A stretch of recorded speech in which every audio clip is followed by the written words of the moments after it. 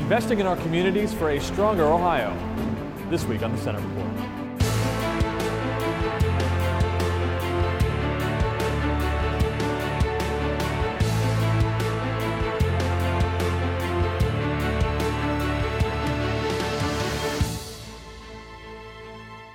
We talk a lot about making Ohio the best place to live, work, and raise a family.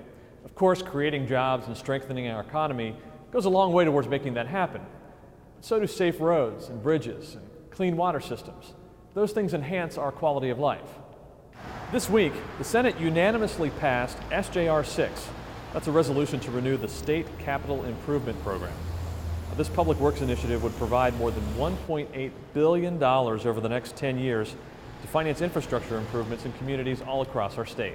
Many of the things that we take for granted in our society, we drive on the roads every day, we use the bridge, we have sewage, we have water retention basins, things we don't think about, but it's very costly to replace those. It is something that we have given to the local governments, that they get to make the decisions on how they want to, which projects are very, very important to them. It is the strong fiscal stewardship that this governor has led us on that has put us in a position to be able to do this bond initiative, along with the other bonding programs that are out there, whether they're the capital budget or other things that come up.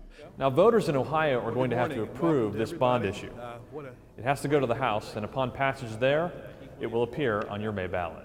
State Senator Gayle Manning hosted a couple of roundtable discussions with business leaders and educators in her community this week. These roundtables explored some of the various challenges and opportunities for workforce development, particularly finding ways to align both education and economic development initiatives with the needs of job creators.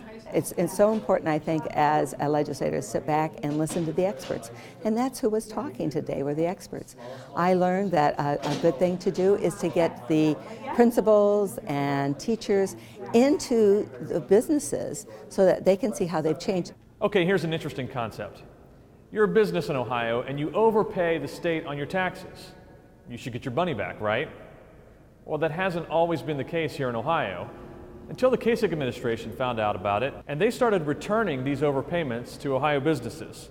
Now, 2 state senators want to make sure it stays the law. This was an outrageous practice that had been going on in the tax department for a long period of time. State Senators Bob Peterson and Bill Beagle have introduced Senate Bill 263, which would require the Department of Taxation to notify Ohio businesses when they overpay their taxes and then provide them with automatic refunds. When businesses identify process problems or customer service problems, they work hard to get them fixed. They get them fixed quickly and get them fixed permanently, all for the benefit of the customer.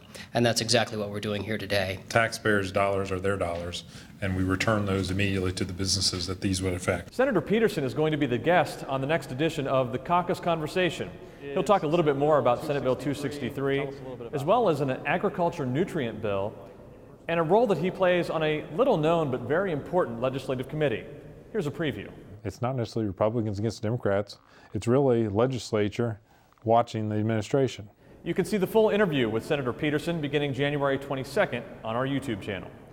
Well, that's all for this week. As always, you can keep up to date with us every day on our social media pages, Facebook, Twitter, Instagram, and YouTube, at Ohio Senate GOP, or visit our website, ohiosenate.gov/Republicans.